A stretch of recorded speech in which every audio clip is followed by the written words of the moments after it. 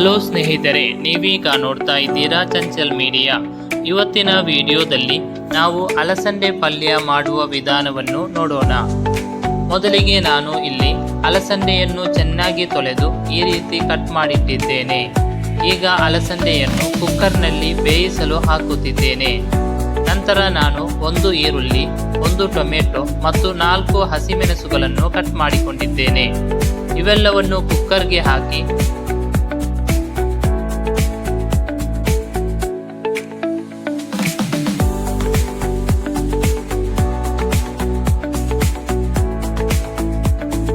ಬೇಯಲು ಬೇಕಾದಷ್ಟು ನೀರು ಸೇರಿಸುತ್ತೇನೆ.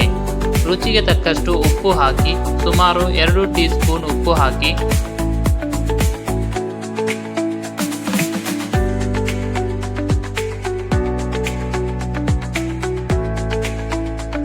ಕುಕ್ಕರ್ ಮುಚ್ಚಿ 1 ವಿಸಿಲ್ ಬರುವವರೆಗೆ ಬೇಯಿಸುತ್ತೇನೆ.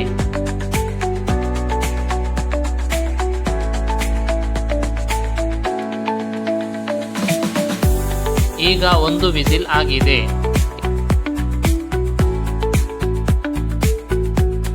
ಇದಕ್ಕೆ ಒಗ್ಗರಣೆ ಮಾಡಲು ಸ್ವಲ್ಪ ತೆಂಗಿನಕಾಯಿ ತುರಿ ಮಾಡಿಕೊಂಡಿದ್ದೇನೆ. ಒಲೆ ಮೇಲೆ ಒಂದು ಪಾತ್ರೆ ಇಟ್ಟು ಅದಕ್ಕೆ ಸ್ವಲ್ಪ ಎಣ್ಣೆ ಹಾಕಿ ಸಾಸಿವೆ ಹಾಕಿ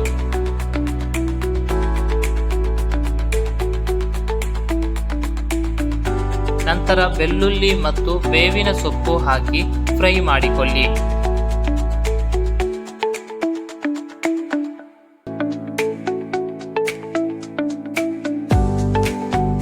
ಇದಕ್ಕೆ ತೆಂಗಿನಕಾಯಿ ತುರಿ ಹಾಕಿ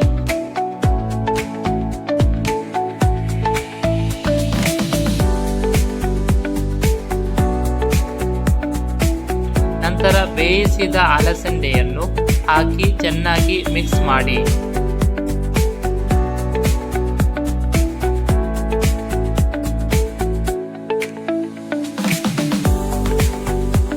ಲೋ ಫ್ಲೇಮ್ನಲ್ಲಿ 1-2 ನಿಮಿಷ ಬೇಯಿಸಿ.